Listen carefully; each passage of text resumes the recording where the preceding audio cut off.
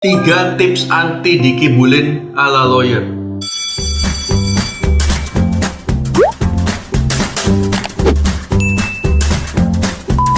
Satu, belajar ilmu psikologi. Kenapa harus belajar ilmu psikologi? Dalam berbisnis, kita mau nggak mau harus berhubungan dengan orang. Mulai dari kontrak dengan bos, dengan pegawai, atau dengan pihak-pihak lain. Karena kita selalu kontrak dengan orang, maka satu-satunya yang bisa ngibulin kita, ya orang dong. Nah, sekarang kalau kalian para pengusaha muda nggak bisa baca orang sama pengusaha lain yang sudah mungkin pengalaman dan bisa baca orang, kira-kira mana yang lebih sering kena tipu?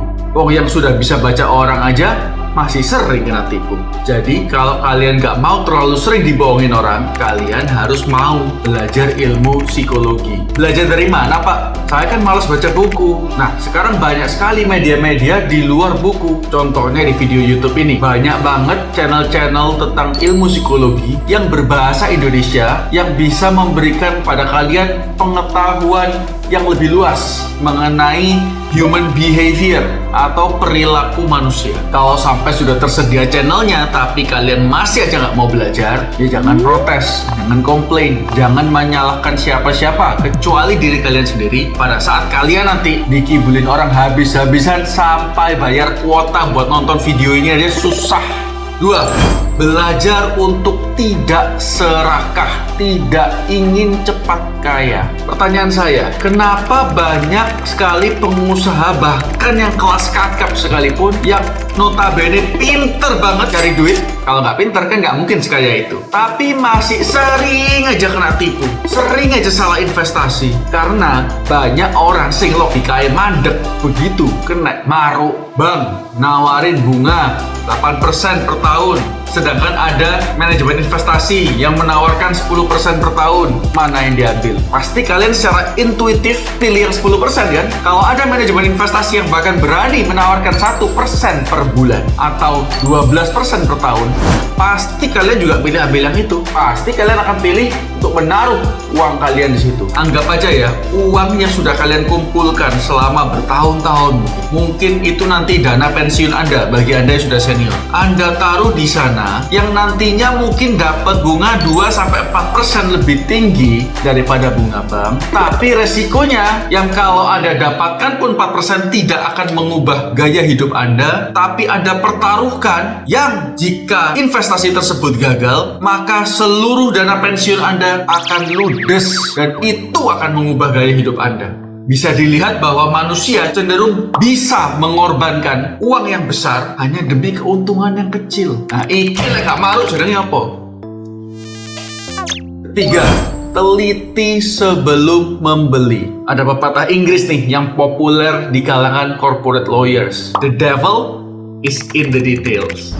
Artinya apa, Pak? Artinya, meskipun orangnya terlihat baik, dealnya terlihat masuk akal, tapi setannya itu ya ono dek. Detail kontrak-kontrak sing ate mbok tanda tangani langsung ambil guyang-guyu itu mbok tanda tangani. Dalam hal ini, memang kalau saya jadi setane, aku pasti paling milih nipu orang Indonesia. Kenapa? Gampang soro. Karena orang Indonesia itu, 1. Malas membaca. Kedua, yang mau baca pun nggak ngerti apa yang mereka baca. 3. Sungkan atau males merasa pinter, nggak perlu bawa lawyer. Nah, paket komplit toh. 1 males, 2 goblok, 3 gengsian sungkanane nemen. Enak wis iku. Malah sampuk.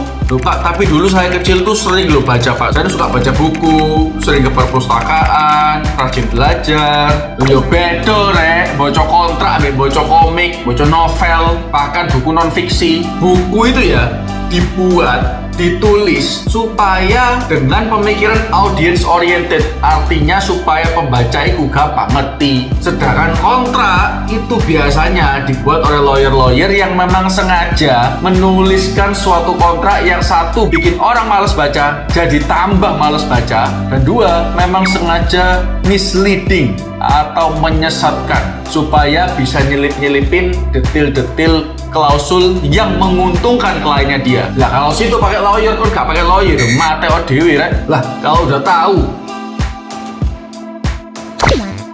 Kalau udah tahu, the devil is in the detail, tapi masih aja gak mau belajar, masih aja gak mau pakai lawyer. Ya lain kali sebelum tanda tangan kontrak, ngajak gandeng pembasmi iblis. Mosok rugi miliaran bolak-balik dijar-jarno gak popo, gak belajar-belajar.